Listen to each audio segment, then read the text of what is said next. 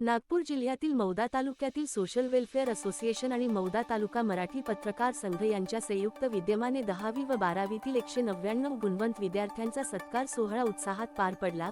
कार्यक्रमाचे उद्घाटक खासदार श्यामकुमार बर्वे यांच्या हस्ते झाले, तर अध्यक्षस्थानी माजी आमदार मल्लिकार्जुन रेड्डी होते। यावेळी विद्यार्थ्यांना सन्मानचिन्ह व पुष्पगुच्छ देऊन गौरविण्यात आले। खासदार बर्वे यांनी विद्यार्थ्यांना कठोर परिश्रम, संयम आणि सकारात्मक दृष्टिकोन ठेवून ध्येयपूर्तीसाठी सातत्याने प्रयत्न करण्याचा संदेश दिला। विविध मान्यवरांनी विद्यार्थ्यांचे अभिनंदन करून त्यांच्या उज्ज्वल भवितव्यास शुभेच्छा दिल्या। कार्यक्रमास विद्यार्थी, पालक, शिक्षक, पत्रकार व नागरिकांची मोठ्या संख्येने उपस्थिती होती। महाराष्ट्र लाईव्ह न्यूज पत्रकार छबिलाल गिरीपुंजे, राज्य प्रतिनिधी, नागपूर।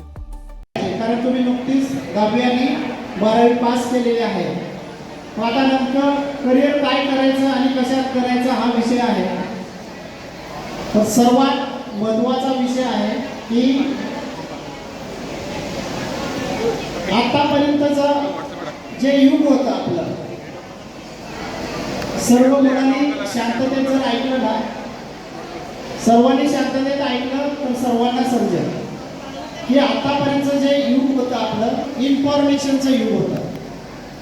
आता जे युग आलेलं आहे ते स्किलचं युग आलेलं आहे, कौशल्याचं युग आलेलं आहे। जर तुमच्याकडं काही चांगलं, इतरांपेक्षा वेगळं जर उत्कृष्ट कौशल्य असेल तर पुढच्या आयुष्यामध्ये जर स्किल असेल, तुमच्याकडे नुसतं नॉलेज असून सुद्धा चालणार नाही।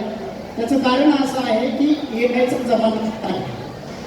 हा एआयचा जो जमाना आहे, या जमान्यामध्ये एका क्लिकवर तुम्हाला सर्व माहिती मिळते।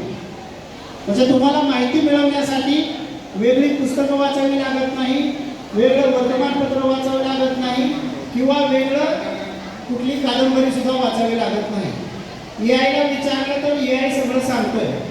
म्हणजे हळूहळू माहितीची जागा जी आहे ते एआय घेत आहे। एआय म्हणजे आर्टिफिशियल इंटेलिजन्स, म्हणजे कृत्रिम बुद्धिमत्ता। म्हणजे आपली जी बुद्धिमत्ता आहे त्या व्यतिरिक्त मशीनकडे जी बुद्धिमत्ता आहे ती कृत्रिम बुद्धिमत्ता आहे। ती जी जागा आहे आपल्या बुद्धिमत्तेची हळूहळू एआय जागा घेत आहे। मग आता हे जरी असलं, एआयने कितीही जागा घेतली आपल्या बुद्धिमत्तेची, मात्र एआय आपल्या कौशल्याची जागा घेऊ शकत नाही। उदाहरणार्थ, एखाद्या मुलाला खूप सुंदर चित्र काढता येत असेल तर त्याचे जे कौशल्य आहे, त्याचे जे स्किल आहे ते एआय घेऊ शकत नाही। ही वस्तुस्थिती आहे।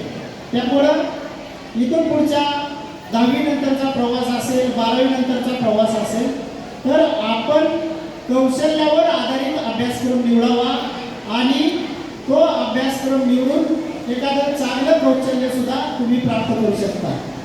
नुसतंच डॉक्टर होणे आणि इंजिनियर होणे ह्या ज्या आपल्या रेग्युलर ऍक्टिव्हिटी आहेत, यापेक्षा पण